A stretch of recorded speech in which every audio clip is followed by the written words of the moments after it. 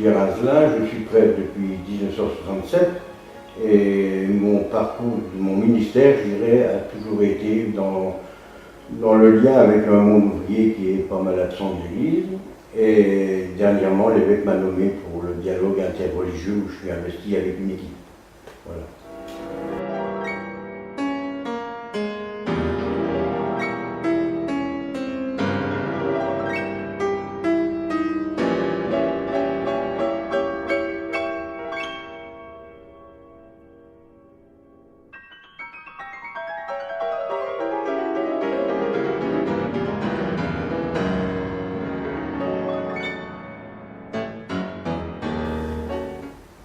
Ce monde idéal,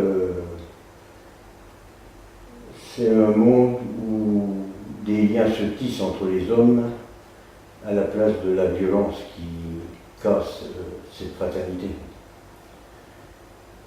Et il y a de quoi faire, je crois. La foi catholique nous invite, comme il est dit dans la Bible, à donner forme à cette terre que Dieu nous a donnée. Et c'est aujourd'hui urgent de retrouver des terres où le sang ne coule plus. Voilà pour moi un peu ce qu'évoque cette question. Moi je pense que c'est la prise de conscience que ça doit être le fait de tous et non de quelques-uns. Parce que la tâche est immense. Parce que se camper dans le cercle des initiés ferait que les hommes se coupent les uns des autres pour moi. C'est cette forme-là que j'aurais du mal d'accepter. Et non, même si certains ont été initiés, c'est pas pour se fermer sur eux-mêmes, c'est pour s'ouvrir à d'autres. Voilà.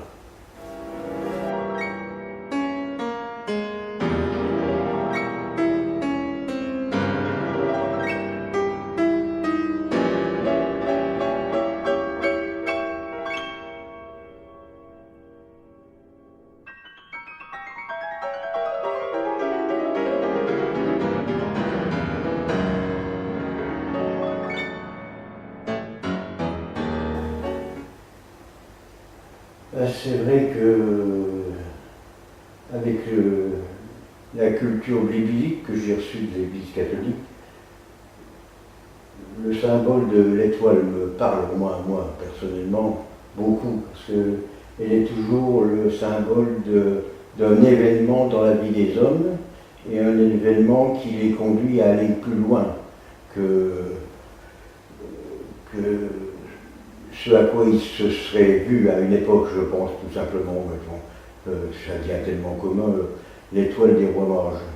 Hein, ils sont sortis de leur pays pour rejoindre quelqu'un dans l'inconnu, pour ainsi dire. Et ils n'en sont pas revenus indemnes. Et le symbole de l'étoile est quand même très parlant, et puis c'est un repère dans le ciel. Hein, même si on n'est pas très fort, tout le monde parle de l'étoile du berger. Donc le berger, c'est toujours celui qui rassemble. Pour moi, c'est aussi tous ces symboles-là qui me parlent et qui sont aussi dans ce culte catholique, hein, très, très présent. Voilà. C'est la figure qui a été souvent utilisée, mais qui n'est pas toujours, qui est parfois maladroite, le Dieu Trinité. Disant il y a trois angles pour ne faire qu'un triangle. Mais je pense que c'est au-delà du triangle, ou à travers le triangle, c'est plus signifier la communion entre ces trois personnes qui sont évoquées chaque fois que des chrétiens se rassemblent au nom du Père, du Fils et du Saint-Esprit. Hein, c'est dans la communion, et une communion qui n'est pas là encore un cercle, hein, des trois personnes, mais qui invite les croyants à être des communiants aussi aux autres. Voilà.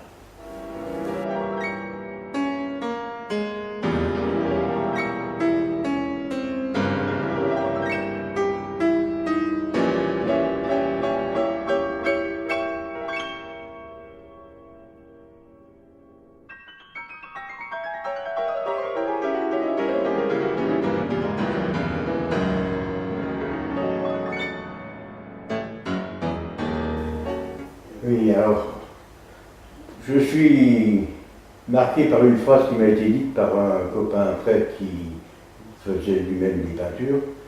Et puis, je lui ai posé la question, qu'est-ce que tu veux signifier par cette peinture? Il m'a dit, c'est pas ça ce qui est important, c'est ce que tu vois. Donc ça reste. Donc dans ce que je vois là, de votre tableau, là aussi c'est dans mon imaginaire. Hein. Le cercle me parle beaucoup, non pas comme, je le disais tout à l'heure, comme un vase clos, mais comme, ça évoque un peu moi si tous les gars du monde pouvaient se donner la main. Hein, alors qu'on est aujourd'hui dans une fraternité qui est toujours à reconstruire. Quand des choses avancent, je suis frappé par ce qui se vit au Rwanda aujourd'hui. Hein, on fête un événement qui a été aussi un massacre, mais en même temps, on a beaucoup de témoignages de personnes qui s'entretuaient et qui marchent sur ces chemins de réconciliation. Alors oui, le cercle, ce sera un peu tout ça. Oui, c'est des. Enfin, pour moi, c'est plus des personnes qui font la ronde autour du monde, pour moi. Oui, oui, ce cercle-là, effectivement, je pourrais m'exprimer sur d'autres points, mais celui-là me parle beaucoup. Le cercle, un cercle qui est toujours à refaire, je dirais, parce que ces mains qui se tiennent, des événements font que les gens, au lieu que ça soit une main qui se tient, c'est un point qui se lève sur l'autre.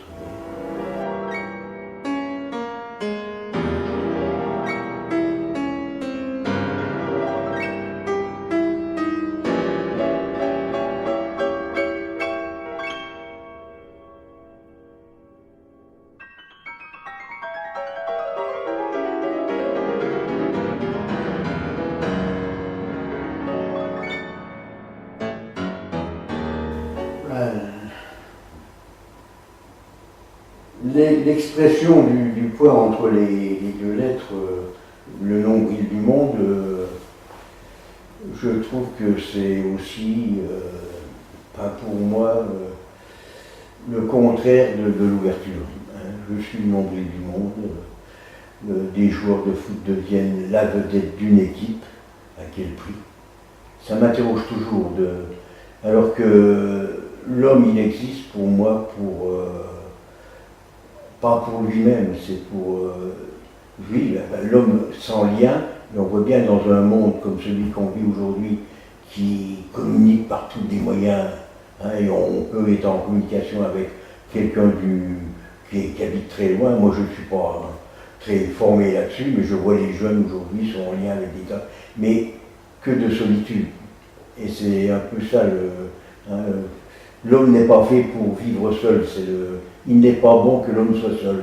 C'est le texte qui est choisi par un nombre de chrétiens qui demandent le mariage, mais c'est pas simplement par rapport au mariage. Il n'est pas bon que l'homme soit seul. Alors que de personnes âgées vivent, crèvent de solitude, que de mamans seules avec leurs enfants, les familles monoparentales, mais le nombril, pour moi, ne me parle pas de cet homme qui ne peut vivre qu'en lien. Hein, c'est plus l'inverse qui me vient à l'esprit.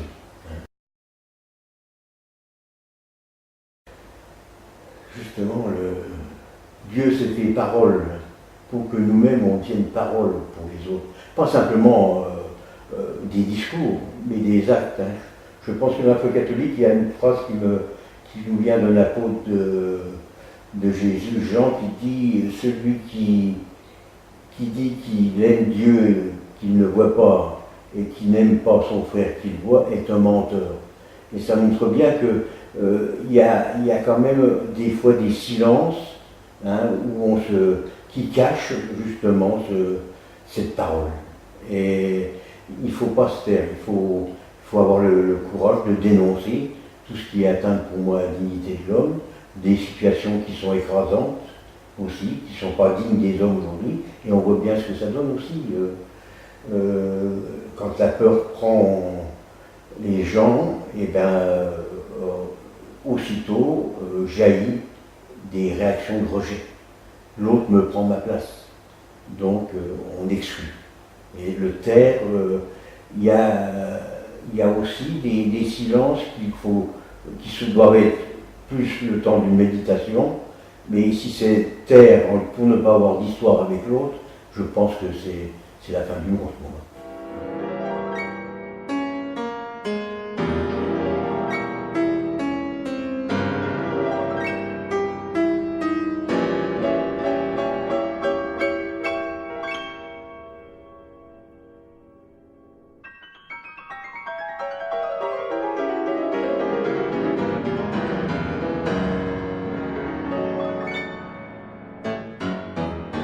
Alors là, je ne veux pas vous bombarder de phrases de la Bible, mais c'est vrai, le fait que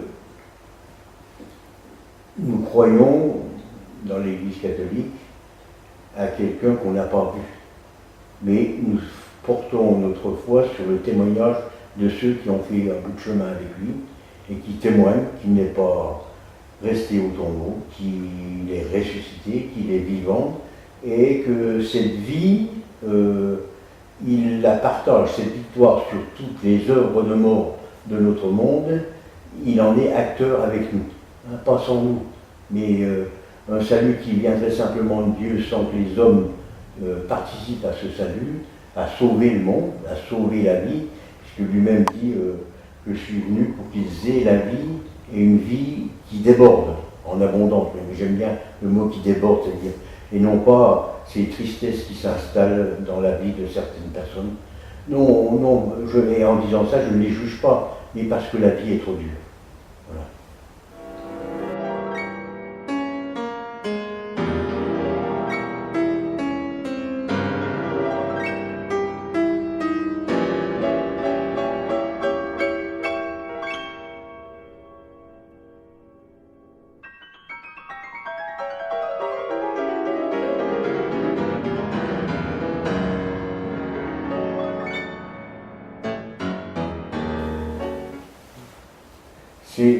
Oui, c'est 7 mots, je n'en mets pas de côté, mais me vient tout de suite à l'esprit la phrase que je médite, que je rumine souvent, qui vient d'un psaume: paix et justice s'embrassent. Et on est dans un monde qui est en recherche de paix parce que cette justice, elle n'est pas existante.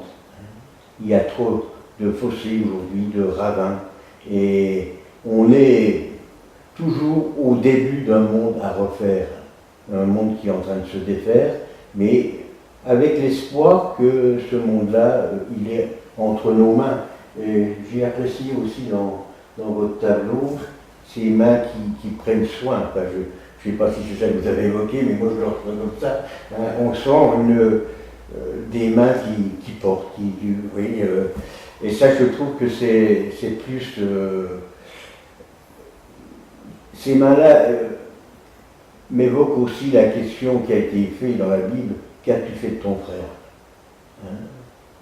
Il y a les mains qui rejettent, qui repoussent, et puis il y a celles qui portent, il y a celles qui soignent, il y a celles qui... Et ça, ça fait la beauté de notre monde pour moi, comme croyant.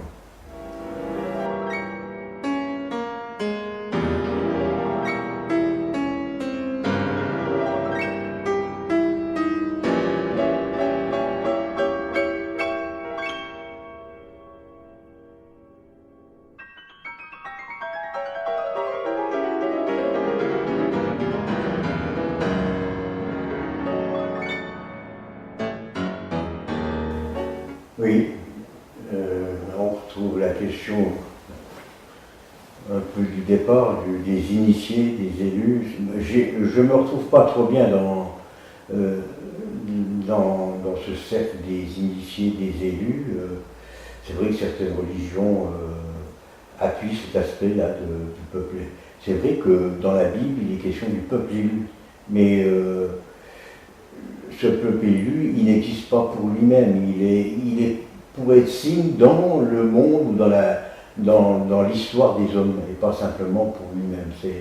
Et ça nous est rappelé fort par le Concile Vatican II, là, puisque c'est quand même un événement qui a bousculé l'Église catholique, c'est les joies, les espoirs, les angoisses des hommes de notre temps sont les joies des disciples du Christ et les angoisses des disciples du Christ. Donc oui, j'ai du mal de me retrouver dans ce qui serait des élus qui ont une bonne nouvelle et qui se la peaufinent entre eux, si vous voulez. Non, c'est une bonne nouvelle que Dieu aime tous les hommes, c'est une bonne nouvelle pour tous, et pas simplement pour des initiés, si on reprend le terme de tout à l'heure. J'ai du mal de me retrouver là-dessus, parce que quand je relis la Bible, l'histoire du peuple de Dieu, et avec comment je veux dire, ce que Jésus est venu apporter, il a fait l'étonnement même de ses disciples quand il s'adressait à une Samaritaine. Qu'est-ce qu'il fait de discuter avec elle? On n'a pas de lien avec ces gens-là. Vous voyez ce que je veux dire, hein, j'ai toujours peur dans le terme élu, d'en faire un peu un trône, où on n'a plus qu'à attendre que les gens viennent vers nous. Non, c'est pas ça. C'est des signes par nos actes et nos paroles.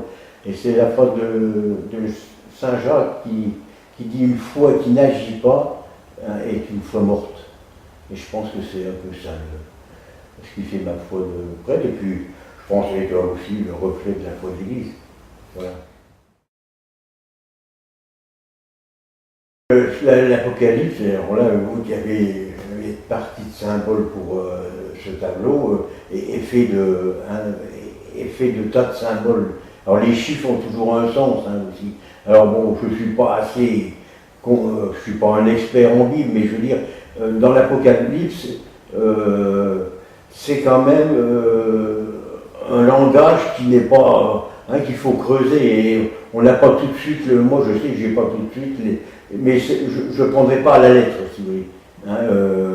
Alors le mot apocalypse aussi, bon, quand on dit à cause de drame, c'est une véritable apocalypse, alors que c'est une révélation, l'apocalypse, c'est un Dieu qui reste présent à l'histoire des hommes, et non pas, on utilise ce mot-là des fois comme, qui évoque effectivement un chamboule-tout, des souffrances et tout ça, mais c'est surtout un Dieu, c'est dans l'Apocalypse qu'il y a aussi cette phrase, où la liberté de l'homme dans la foi catholique et dans les autres voies reste entière. Je suis à la porte et je frappe. Si tu m'ouvres, je viendrai manger avec toi. C'est dans mes mots à moi, c'est pas le texte fidèlement, mais je trouve que de l'Apocalypse, c'est pas le nombre d'élus qui va me retenir, c'est plus ce Dieu qui respecte la liberté de l'homme. Et puis autrement, si la foi était le résultat d'une équation, il n'y a que ceux qui ne savent pas calculer qui pourraient ne pas l'avoir.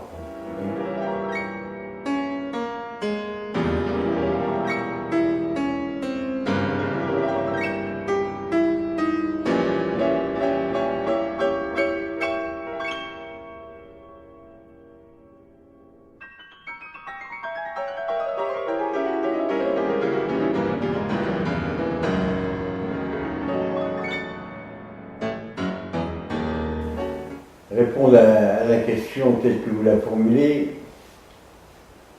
n'est pas facile pour moi parce que je crois que la vie elle est faite d'ombre et de lumière, comme nos propres vies. Et alors vous qui êtes artiste, là moi je ne le connais pas de l'intérieur puisque je ne l'ai pas ce talent-là, on parle du clair-obscur aussi dans la peinture.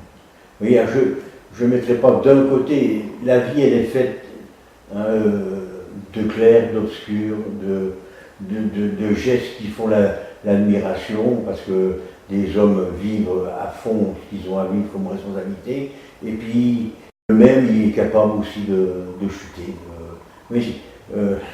Mais je reçois bien l'aspect des couleurs, mais l'aspect du clair-obscur me parle. Et puis, oui, c'est quand on devient catégorique, on dit c'est ça, c'est pas ça. Et la vie, elle est faite de méandres aussi. C'est pas un long fleuve tranquille. Et je trouve que c'est important aussi de prendre en compte ces lumières et ces noirceurs. Il faut pas. Mais que ça ne tue pas l'espérance, ni l'espoir d'un monde qui est toujours à construire pour moi. Voilà. Ben, je serais plus sensible aux couleurs qui prennent le dessus sur le noir. Mais ça, c'est une manière de dire ma foi dans des situations qui ne sont jamais définitives. Bon, si je me permets, il m'arrive de remplacer l'aumônier de la prison de Maxéville pour dire la messe le samedi. Je suis frappé de voir comment des personnes qui viennent célébrer témoignent de la place d'une aumônerie dans une prison qui leur permet de prendre du recul et de devenir ouvert à d'autres, hein, où la haine diminue progressivement. Alors que souvent, quand il s'agit de détenus, j'entends trop souvent, justement, ils n'ont que ce qu'ils méritent, ils ont la télévision, être privé de liberté, c'est aussi, pour un grand nombre, un temps d'intériorisation. Vous voyez ce que je veux dire, et non pas de charcuter une culpabilité. Hein, parce que là aussi, il y a des réconciliations qui se vivent. Voilà.